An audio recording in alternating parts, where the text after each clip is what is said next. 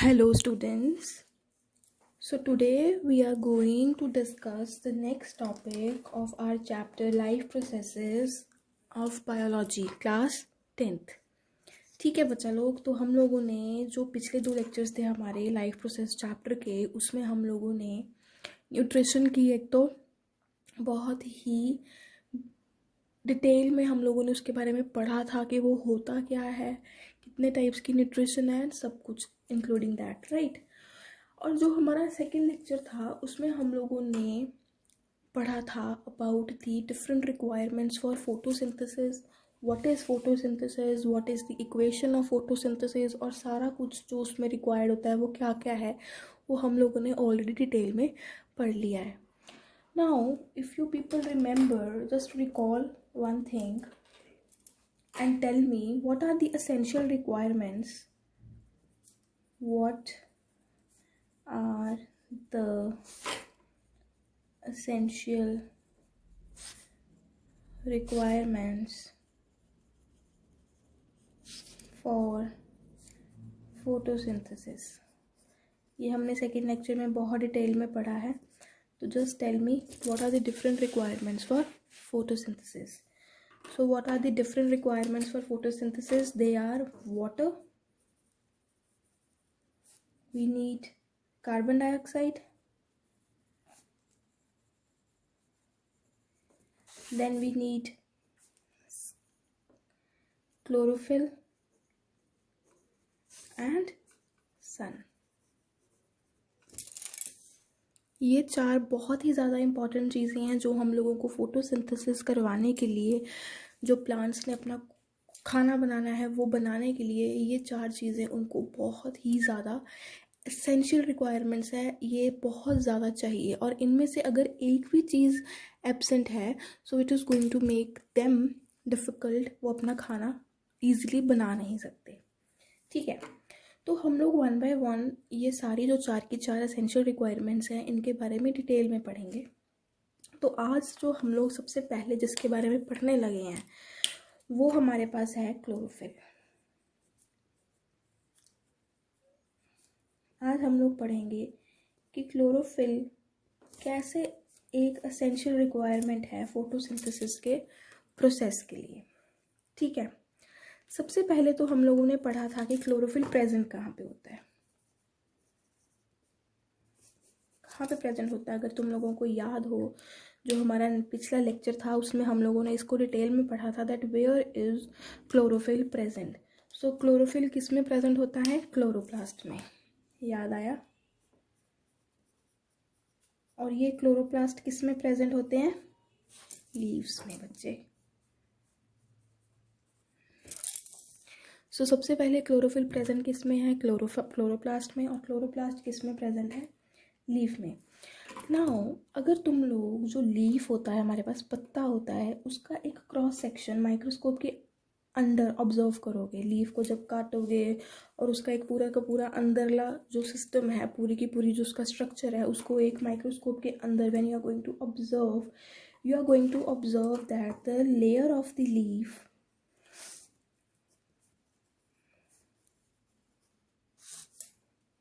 has the outermost surface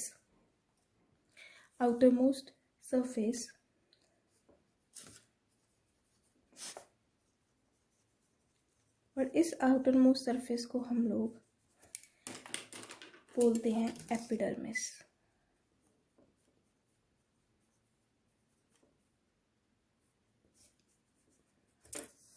leaf का outermost surface जो होता है उसको हम लोग बोलते हैं एपिडर्मिस। और जो एपिडर्मिस होती है, they are of 2 types, upper epidermis and lower epidermis. ठीक है, अभी होता क्या है, जो एपिडर्मिस का नीचे वाला हिस्सा होता है, जैसे ये एपिडर्मिस है, इसका जो नीचे वाला हिस्सा है, ये वाला हिस्सा, इसमें हमारे पास 2 टाइप के टिश्यूज होते हैं।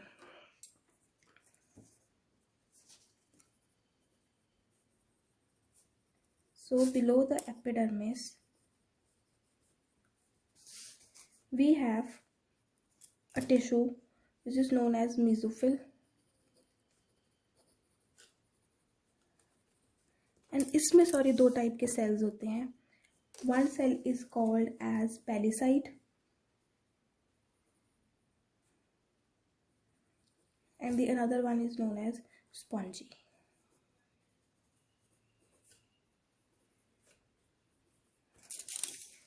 Now the layer of the leaf outermost surface is known as epidermis. Epidermis is of two types, upper and lower epidermis. जो एपिडर्मिस का नीचे वाला पार्ट होता है, नीचे वाला हिस्सा होता है, उसमें एक टिश्यू होता है जिसको हम लोग मीजोफिल टिश्यू बोलते हैं और इस टिश्यू में दो तरह के सेल्स होते हैं, palisade cells and spongy cells. ठीक है, जो ये पैलिसेड और स्पॉन्जी सेल्स होते हैं इसमें ग्रीन कलर के छोटे छोटे छोटे छोटे छोटे छोटे छोटे छोटे पिगमेंट्स होते हैं। इन पिगमेंट्स को हम लोग बोलते हैं क्लोरोप्लास्ट्स।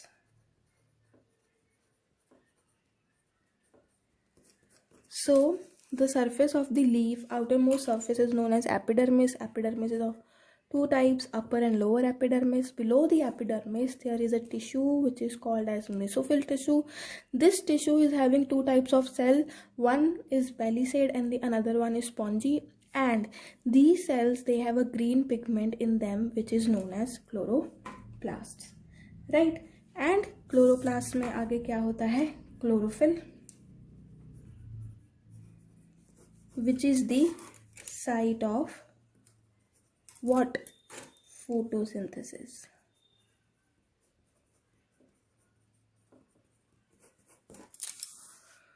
समझ आया? इसी कारण जो हमारे मीजोफिल टिश्यू होते हैं,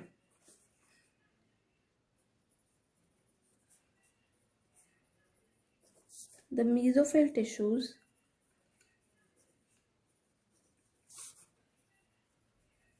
are also known as photosynthetic tissue of the plant.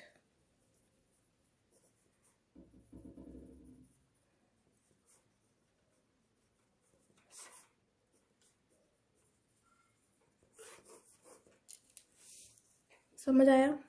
I hope आपको थोड़ा सा समझ आया होगा। एक बार दोबारा से सुन लो। हमारे पास फोटोसिंथेसिस का प्रोसेस करवाने के लिए चार तरह के एसेंशियल रिक्वायरमेंट्स हैं। सबसे पहले carbon dioxide, water, sunlight and chlorophyll. हम इन चारों के बारे में डिटेल में पढ़ेंगे। आज हम लोग पढ़ेंगे क्लोरोफिल के बारे में।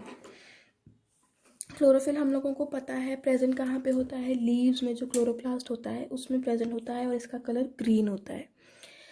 तो अभी इसको डिटेल में आ जाओ थोड़ा सा। और जो लीव्स होते हैं, पत्ते होते हैं, उनका जो आउटर सरफेस होता है जो हमको दिखता है उसको हम लोग एपिडर्मिस बोलते हैं। ये एपिडर्मिस दो तरह के होते हैं, एक होता है अपर एपिडर्मिस और दूसरा होता है लोअर एपिडर्मिस।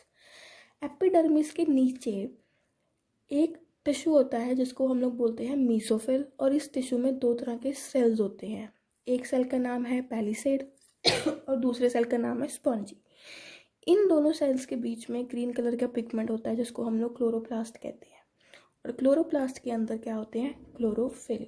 क्लोरोफिल क्या है, फोटोसिंथेसिस की साइट है, इनके कारण ही फोटोसिंथेसिस परफॉर्म हो पाता है। इसी कारण जो मीसोफिल टिश्यू होता है उसको हम लोग फोटोसिंथेटिक टिश्यू भी बोलते हैं, किसका, प्लांट का। ठीक है। नाउ जो लोअर एपिडर्मिस होती है, एक अपर एपिडर्मिस पढ़ी थी हम लोगों ने, एक पढ़ी थी लोअर। तो lower epidermis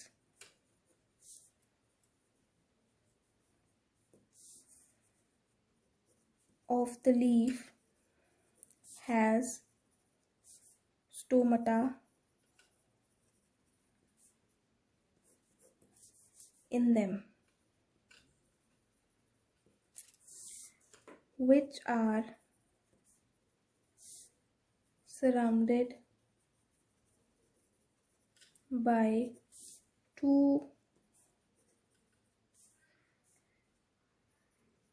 guard cells, and in these cells they have air space between them. जो लोअर एपिडर्मिस होता है लीफ का उसमें स्टोमेटा होता है। स्टोमेटा को हम लोग बहुत डिटेल में पढ़ेंगे कि होता क्या है। जो दो गार्ड सेल्स के साथ सराउंड है, जैसे ये स्टोमेटा है, suppose this pen is stomata, और स्टोमेटा, इस पेन को मैंने 2 हाथों से ऐसे गार्ड करा हुआ है, तो this is the stomata and ये मेरे जो 2 हाथ हैं, these are the guard cells. So the stomata is surrounded by the 2 guard cells जिसके बीच में एयर स्पेस होती है. हम लोग इसकी डायग्राम ड्रॉ करते हैं, ध्यान से देखो.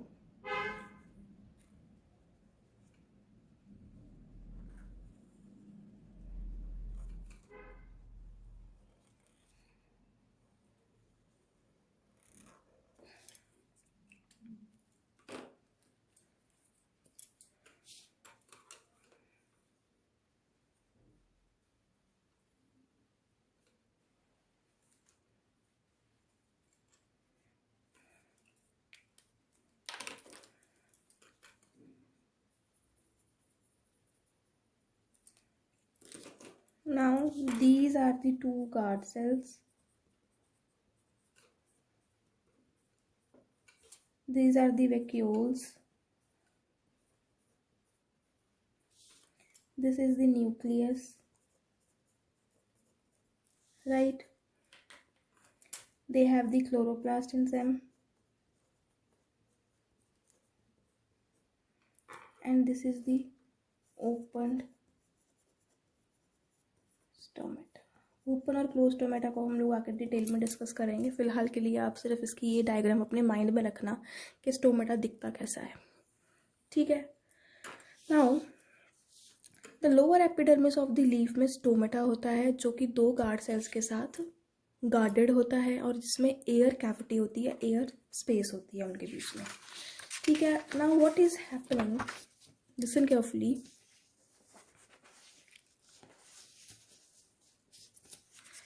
जो आउटर मोस्ट लेयर होती है लीफ की, हम लोगों ने पढ़ा, उसको हम लोग क्या बोलते हैं, एपिडर्मिस, ठीक है. आउटर मोस्ट लेयर की लीफ को हम लोग क्या बोलते हैं, एपिडर्मिस. एपिडर्मिस के नीचे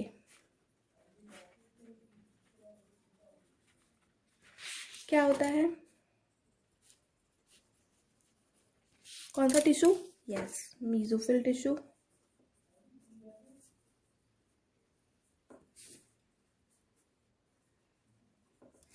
this tissue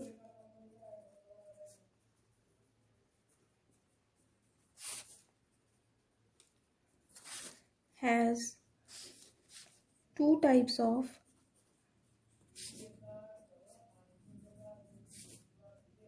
palisade and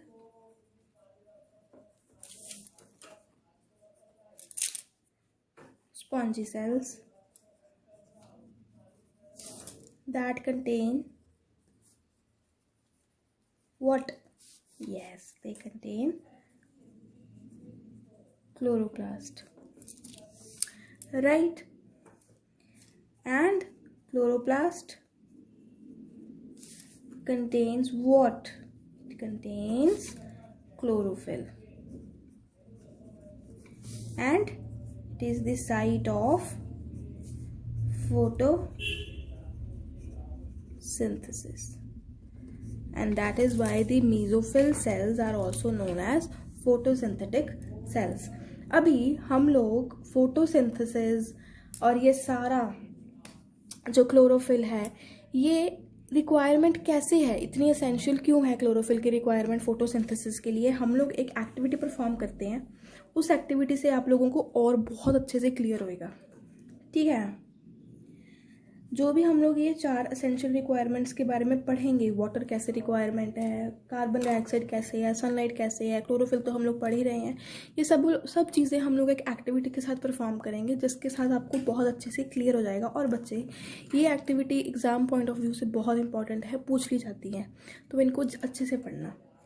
now सबसे पहले जो हमारी एक्टिविटी है उसमें हमारे पास एम क्या है, हमने ढूंढना क्या है इसमें. अगर आपको कभी भी एक्टिविटी पूछी जाती है तो उसको प्रॉपर वे में लिखोगे, what is the aim, what are the materials required और the apparatus required, and what. Theory नहीं लिखनी होती है, वो you have to write down the procedure and what is the conclusion, and you also write down what are the precautions. आप सब लोग lab manual बनाते हो, तो these are very common things. Now सबसे पहले एम, एम है जो हमने को फाइंड आउट करना है, that is to show that chlorophyll is necessary for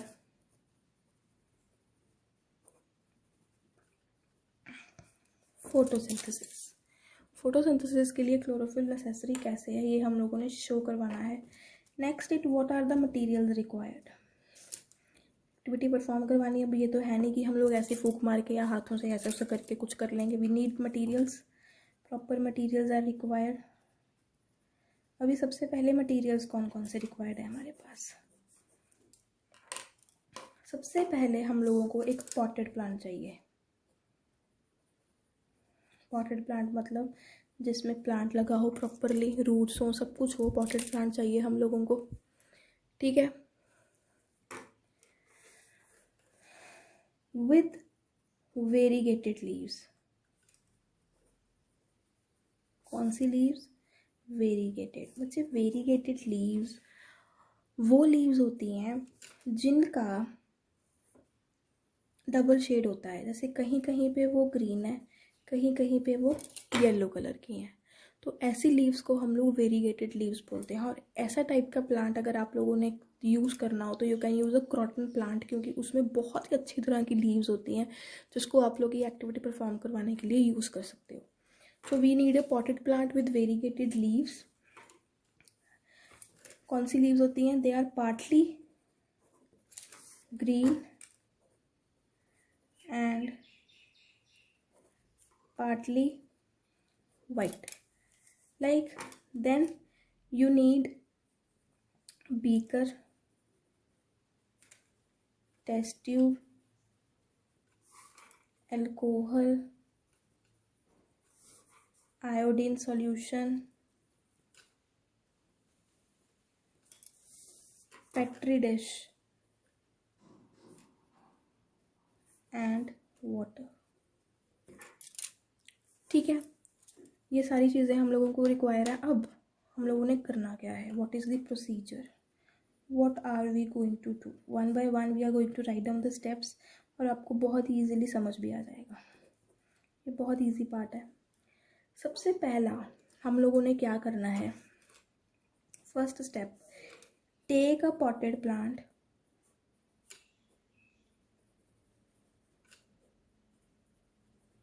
with variegated leaves.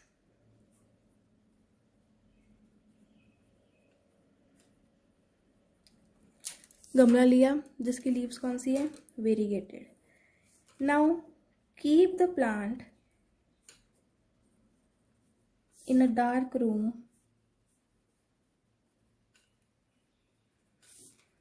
For 3 to 4 days। Plant को लिया और उसको एक डार्क रूम, मतलब जहाँ पे सनलाइट नहीं आ रही कहीं से भी, उस रूम में रख दो। जब तुम लोग प्लांट को एक डार्क रूम में रखोगे तो होगा क्या?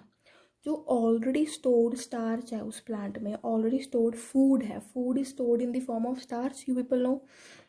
जो ऑलरेडी स्टोर्ड फूड है वो प्लांट क्या करेगा? यूटिलाइज करेगा। क्यों करेगा? क्योंकि उसको सनलाइट तो मिल नहीं रही, जिस कारण वो फोटोसिंथेसिस परफॉर्म नहीं कर पाएगा। Keep the plant in a dark room for 3 to 4 days so that the stored starch in the plant can be utilized properly and the plant will be de-starched। जो ऑलरेडी स्टोर फूड है उसको वो use करेगा जब sunlight के बिना रहेगा एक रूम में, डार्क रूम में। और प्लांट जब पूरा 3-4 दिन में वो खाना यूज़ कर लेगा तो वो टोटली क्या बन जाएगा? डी स्टार्च प्लांट, जिसमें कोई भी खाना अब नहीं बन रहा, वो बिना खाने के है। ठीक है, next what we are going to do now, keep this plant in sunlight for around 6 hours। अब ये जो प्लांट हम लोगों ने 3-4 दिन से धूप में नहीं रखा, उसको सिर्फ 6 घंटे के लिए 3-4 दिन के बाद जब उसका पूरा का पूरा स्टार्च खत्म हो जाएगा, उसको सनलाइट में रख दो for around 6 hours। Then pluck a leaf,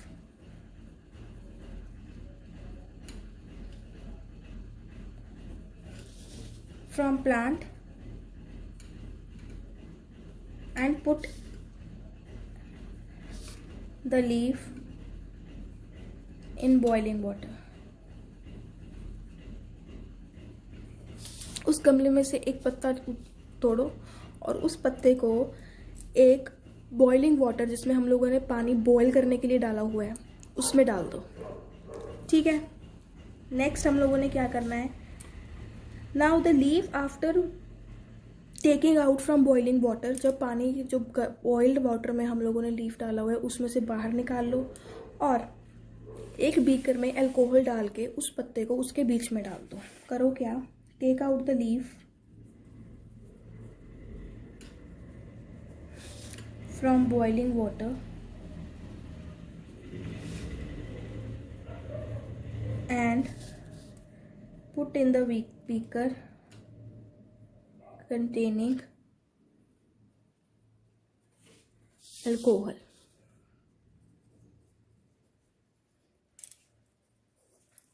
ध्यान से सुनो, मैं 5 स्टेप्स रिपीट करने लगी हूँ। सबसे पहले हम लोगों ने एक पॉटेड प्लांट लेना है जिसकी वेरीगेटेड लीव्स हैं। वेरीगेटेड लीव्स मतलब some part of the leaf is green and some is the white और येलो, पार्टली वाइट और पार्टली ग्रीन। देन उस प्लांट को 3 से 4 दिन के लिए एक बंद कमरे में, जहाँ पे बिल्कुल भी सनलाइट प्रेजेंट नहीं है, वहाँ पे रख दो, सो दैट कि जो उस प्लांट में स्टोर्ड फूड है, स्टोर्ड स्टार्च है, वो प्रॉपरली जो प्लांट यूज़ कर ले। और नया स्टार्च तो बनेगा नहीं क्योंकि उसको सनलाइट नहीं मिल रही है और फोटोसिंथेसिस हो नहीं पाएगा। तो क्या हो जाएगा, प्लांट पूरा का पूरा डी स्टार्च हो जाएगा। ठीक है। उसके बाद क्या करना है, उस प्लांट को उठा के सनलाइट में रख दो 6 घंटे के लिए और उसके बाद एक पत्ता तोड़ो, उसमें से पत्ता तोड़ के उसको एक बॉइलिंग वाटर में डाल दो। उस बॉइलिंग वाटर में जब वो अच्छे से बॉईल हो जाएगा, देन उसको एक बीकर में डाल दो जिसमें हम लोगों ने अल्कोहल डाली हुई है। हम लोगों ने मटेरियल्स रिक्वायर्ड में क्या लिखा था, अल्कोहल। तो उसको एक बीकर में डाल दो जिसमें अल्कोहल है। अब क्या करना है, जिस बीकर में अल्कोहल है और हमारा डी स्टार्च्ड लीफ है, now the beaker having alcohol and the de-starched leaf should be kept on a burning flame, you can say,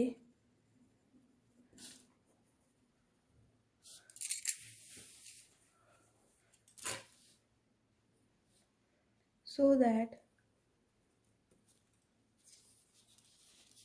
the alcohol begins to boil। अभी अल्कोहल वाले बीकर को, जिसमें डी स्टार्चिंग हम लोगों ने लीफ डाला हुआ है, उसको एक बर्निंग फ्लेम में लगा दो ऊपर और वो अल्कोहल अच्छे से बॉयल होना शुरू हो जाएगी। What we are going to observe, हम लोग ऑब्जर्व क्या करेंगे इससे, what we are going to observe that after 30 और 35 मिनट्स, आधे 30-35 मिनट के बाद, आफ्टर 30 और 35 minutes, what we are going to observe that the leaf will be discolored। The leaf will be discolored। पूरा का पूरा वो डिसकलर हो जाएगा, कुछ भी कलर नहीं रहेगा उसमें। तो the leaf will be totally discolored।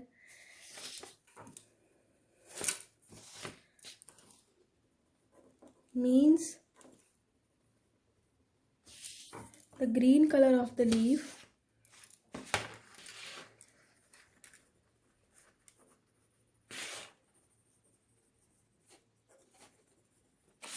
has been removed। तो जब हम लोगों ने बॉइलिंग वाटर से लीफ निकाल लिया तो उसको बीकर में डाल देना है जिसमें अल्कोहल है, और अल्कोहल को भी हम लोगों ने बर्निंग फ्लेम में लगा देना है सो दैट वो अच्छे से बॉईल होना शुरू हो जाए। 30-35 मिनट के बाद हम लोग क्या ऑब्जर्व करेंगे कि जो लीफ है उसने अपना पूरा का पूरा ग्रीन कलर छोड़ दिया है और वो एक टी कलर डिसकलर्ड लीफ बन गया जिसमें कोई भी कलर नहीं है। Now put this discolored leaf in dilute iodine solution, and after few minutes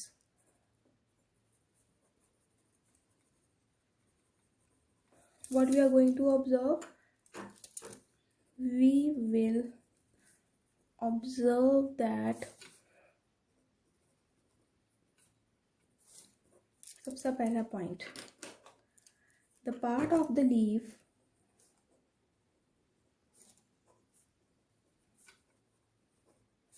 that was green in color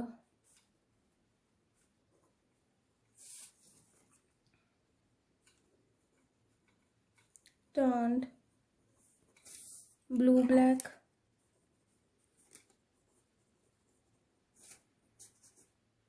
the part of the leaf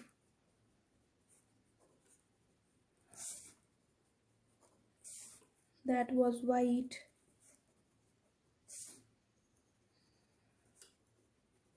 did not turned blue black,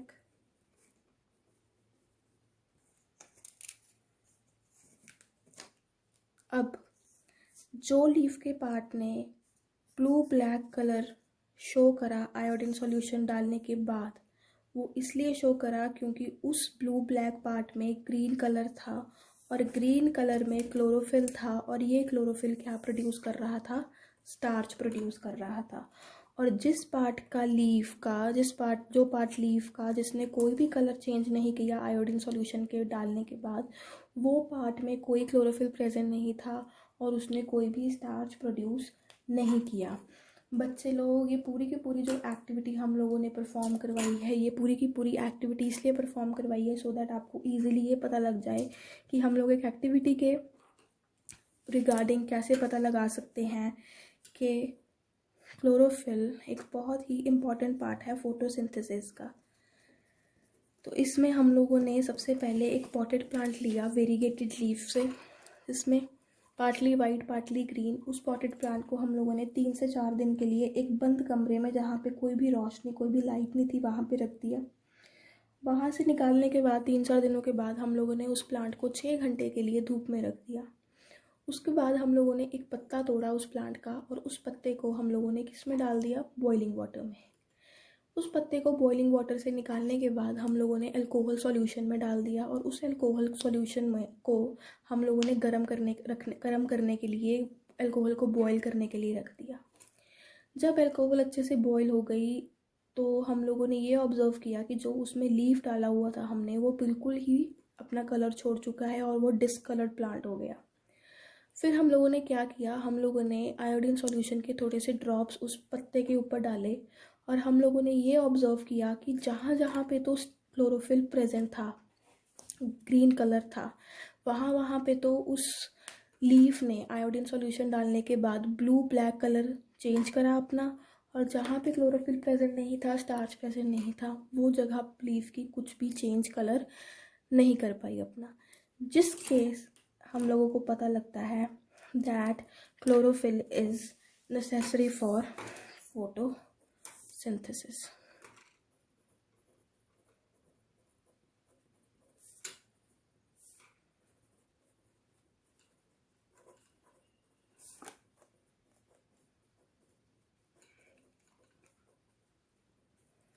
This activity is very easy to learn also, and this is very important also. All the activities which we are going to do, in which we are going to show that how the particular requirement is actually an essential requirement for the process of photosynthesis. These activities are very very important in your exam point of view.